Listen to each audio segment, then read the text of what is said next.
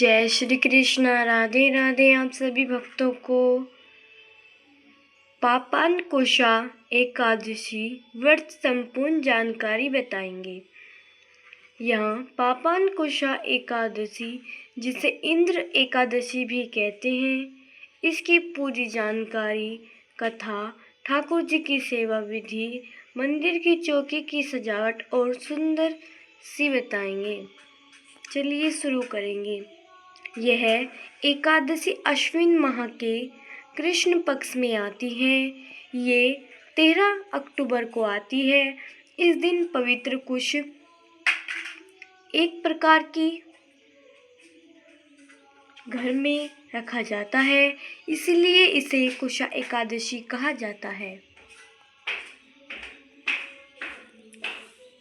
मंदिर में क्या करें? सुबह उठकर सूर्योदय से पहले उठें, स्नान करें, स्वच्छ वस्त्र पहने, मंदिर की साफ सफाई करें, गंगा जल से पोछा लगाएं, दीपक, अगरबत्ती और धूप जलाएं। मंदिर में चौकी पर कौन सा कपड़ा बिछाएं? पीला, सफ़ेद या हल्का हरा साफ सूती कपड़ा बिछा सकते हैं। अगर आपके ठाकुर जी राधा कृष्ण हैं तो पीला वस्त्र बहुत शुभ माना जाता है। कपड़े को गंगा जल से शुद्ध कर ले। चौकी पर चावल से एक सात्विक बनाएं, फिर कपड़ा बिछाएं। ठाकुर जी का स्नान कैसे कराएं? सबसे पहले ठाकुर जी को गंगा जल से स्नान कराएं, फिर दूध, दही, शहद, घी और शक्कर से पंचामृत स्नान कराएं। अंत में फिर से गंगा जल से स्नान शुद्ध कराएं। अब उन्हें साफ तौलिए से पोंछकर नए वस्त्र और आभूषण पहनाएं। भोग में क्या लगाएं? फल, केला, सेब, अमरूद, मखाना, साबूदाने की खीर, सिंगाड़े या कुट्टू के आटे से बना हलवा, पूड़ी। तुलसी जरूर रखें और क्या न खाएं?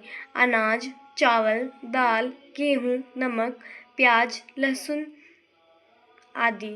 क्रोध, झूठ, चोरी, कटु वचन न बोले।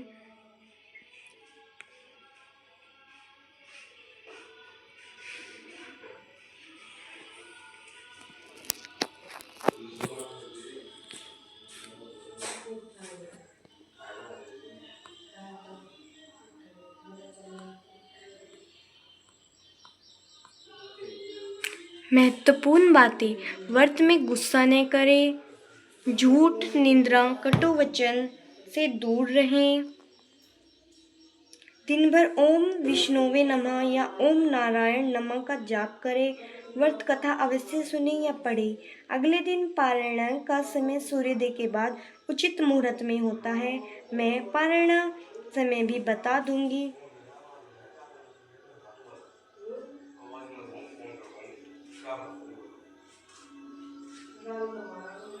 पापांकुशा एकादशी की पौराणिक कथा सुनने से पाप नष्ट होते हैं और पितरों को मुक्ति मिलती है। बहुत समय पहले की बात है। एक बार धर्मराज युधिष्ठिर ने भगवान श्री कृष्ण से पूछा, हे मधुसूदन, कृपा करके अश्विन माह के कृष्ण पक्ष की एकादशी का नाम, उसका महत्व और व्रत की विधि बताइए। भगवान श्री कृष्ण बोले, हे राजन, यह एकादशी अत्यंत पुण्यदायिनी है। इसका नाम है कुशोत्पटनी एकादशी। इसे पापांकुशा एकादशी भी कहते हैं, क्योंकि यह सारे पापों का नाश करती है। कुशा उत्पत्ति की कथा: भगवान ने कहा, इस एकादशी के दिन से ही धरती पर पवित्र कुशा घास की उत्पत्ति हुई थी।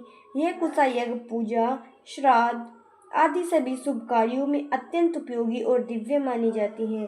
बहुत समय पहले एक ऋषि ने भगवान विष्णु की कठोर तपस्या की। उनकी भक्ति से प्रसन्न होकर भगवान विष्णु प्रकट हुए, लेकिन जब उन्होंने देखा कि भूमि पर पाप बहुत बढ़ गए हैं, तो उन्होंने अपने सुदर्शन चक्र से पापों का विनाश किया।